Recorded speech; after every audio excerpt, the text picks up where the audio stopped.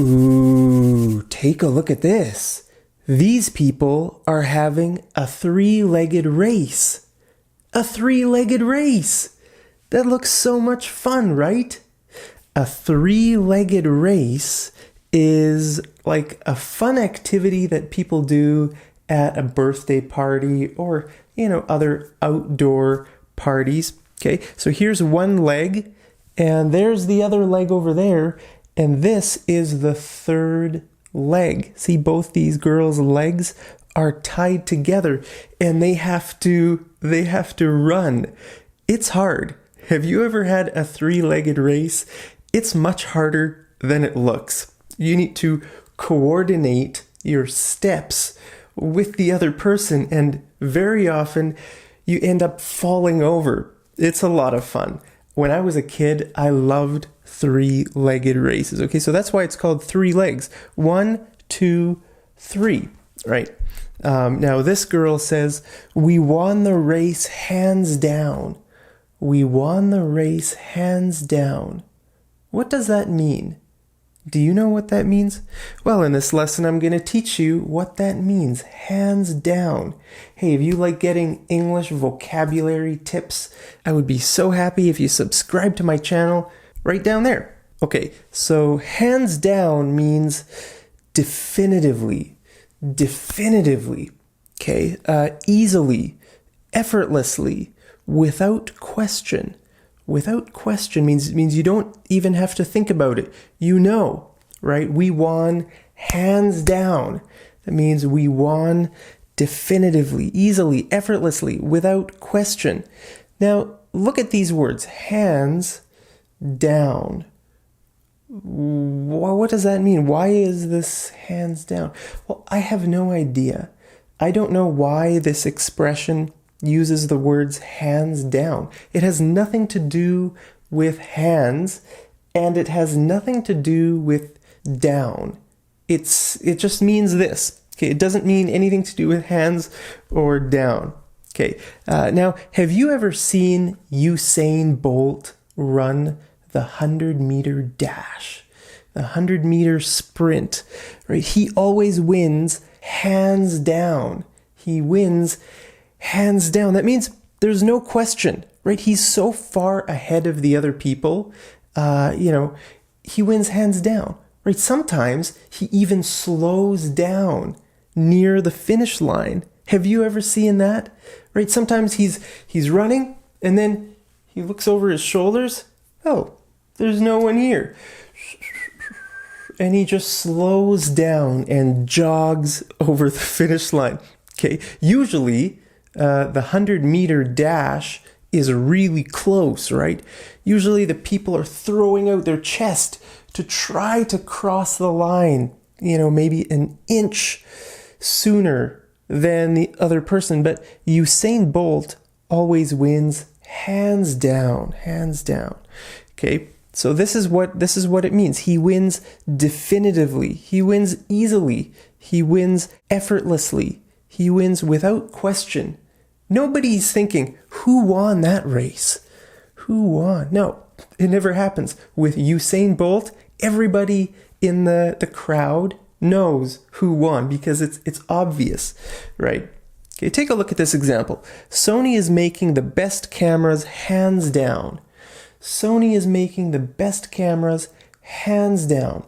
That means that they are far ahead of the competition, right? Canon, Nikon, Fuji, okay, all of those companies, they can't compete because Sony is making the best cameras hands down. That means there's no competition.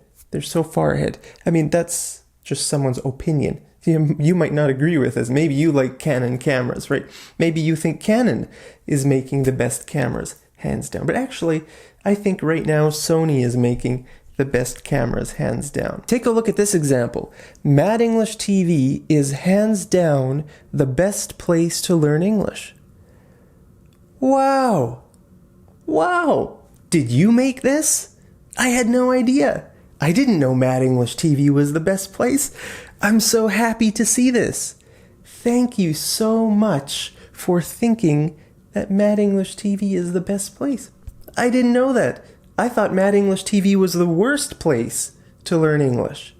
But now I see it's the best. It's hands down the best place to learn English.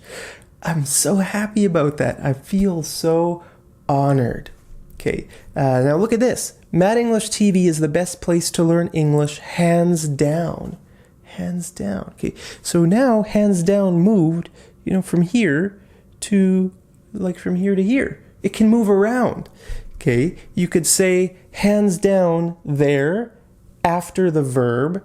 Okay, this is the verb. You could put it after the verb, or you could put it at the end of the sentence. The end of the sentence. Okay, Mad English TV is hands down the best place to learn English, or Mad English TV is the best place to learn English, hands down. Okay, let's take a look at this example. Maple walnut is the best flavor of ice cream. Maple walnut is the best flavor of ice cream. Okay, that's great, right? But we want to add some emphasis. We want to say it's the best flavor of ice cream. So we should put the word hands down, the term hands down, into the sentence somewhere. So we have two choices. We can put it here. Maple walnut is hands down the best flavor of ice cream. Or we can put it at the end. Maple walnut is the best flavor of ice cream, hands down. Okay, so it's your choice. You can put it here after the verb, or you can put it at the end of the sentence. Okay, now it's the same in this sentence. Usain Bolt is the best sprinter. Usain Bolt is the best sprinter. We want to make that even more. We want to add more emphasis to that. So where should we put hands down? Well, we have two options. Usain Bolt is hands down the best sprinter, or Usain Bolt is the best sprinter, hands down. Okay, but take a look at this.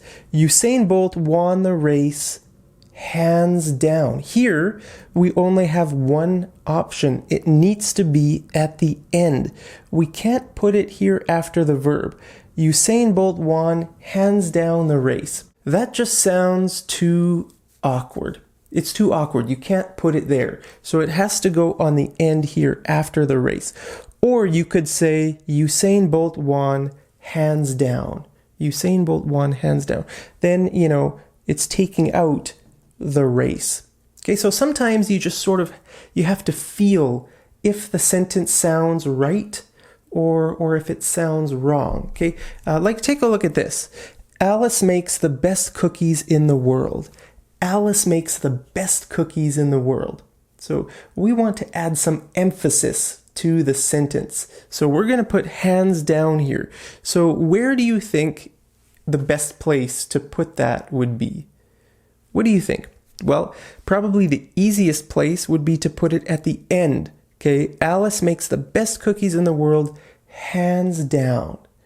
But we could also put it here after the word makes.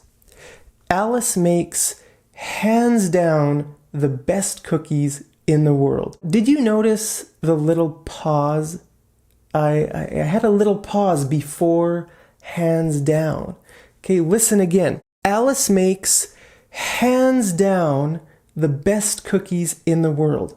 Okay, or if it's at the end, Alice makes the best cookies in the world, hands down. Okay, there's a pause before hands down. And also I put a lot of emphasis on the words hands down.